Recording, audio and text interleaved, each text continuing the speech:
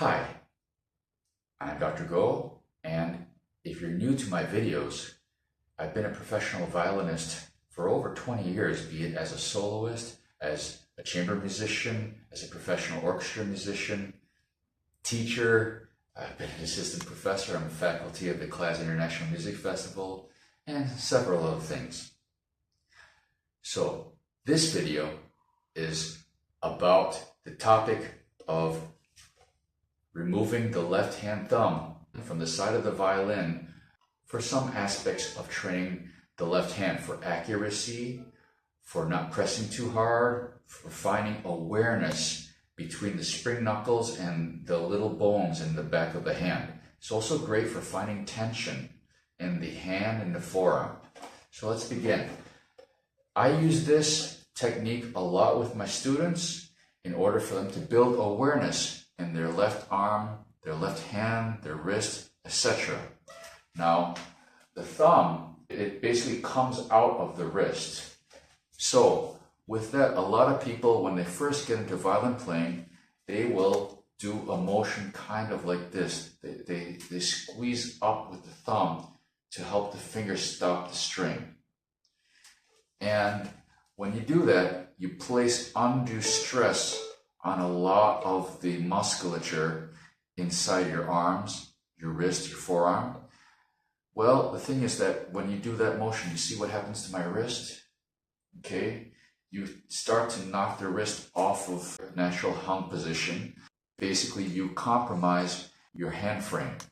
So when you compromise the hand frame, the octave reach, the natural octave stretch, it's no longer as accurate as it could be. So that being said, it's better to try to make motions to stop the string that do not compromise your hand frame or of a naturally supported wrist.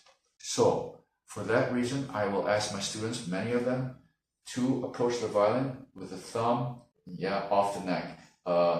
This is touching the neck, this is off the neck, okay? And I don't want them to do things like putting the thumb, in weird places like underneath here or something like that. I want it around the other side of the neck.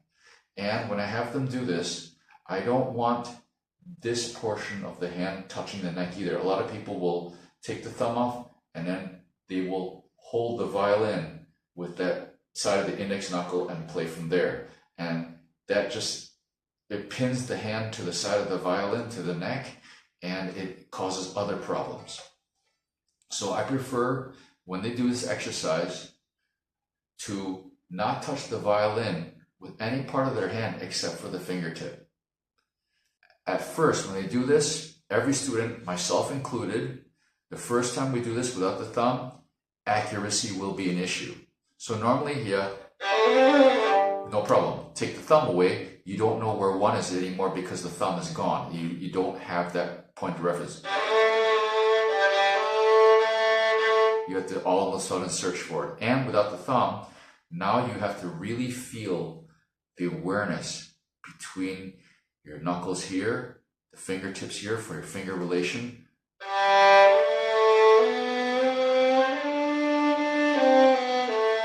You have to be very aware of that, and because there's no thumb, you can't squeeze up. So another common problem, because people are no longer allowed to squeeze up with the thumb, is they press so hard, they bring the scroll, the violin down, and that presses up into the neck. This is one problem that does exist with this method of taking away the thumb. So I have to instruct them, please try not to move the string more than 1 millimeter down when you stop it. Easy ways to do that is by pulling the string or having a good hook and just feeling a supported wrist. So if they play, they stop the string. When they release their first finger, the scroll should not hop any more than 1 centimeter. If it hops more than 1 centimeter, too much. That means they pulled it down too hard. You see how, if I put all my elbow weight, see how far that's going now? That's going maybe 5 cm, maybe more. Yeah. If I just pull the string, you can see I'm pulling the string. When I let go, it doesn't move much. it moves a bit, but not much. Now, if I make a good hook and I just go down,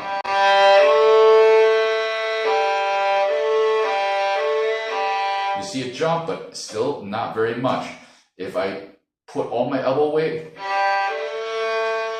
to see, not only that, it distorts the hook in the first knuckle here. So these are things to look out for. You don't want the scroll to move a lot when you release your first finger. You don't want to push the string down more than a millimeter to stop it. You definitely do want to build more awareness in the back of the hand. Now, one thing to support practicing without the thumb is I ask them to please listen to the space between the notes. And what that's about is listening to the intervals between the notes instead of the notes themselves. That helps to build accuracy and intonation. So if they're really listening to that,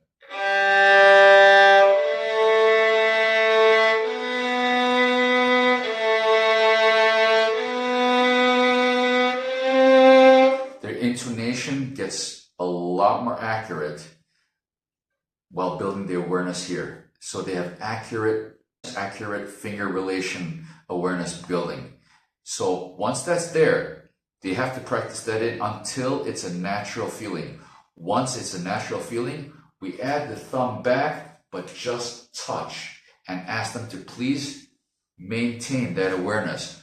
When you do that, it's kind of like having a GPS system. When they turn the wall system on, the ground-based unit, everything gets much more accurate. It's much easier to find things again. If anything I said is contrary to what your teacher told you, please ignore me, listen to your teacher. But if you're here looking for some new ideas, I hope you find something helpful in this video. Cheers, best wishes on your exquisite journey on this incredible instrument, the violin. Cheers.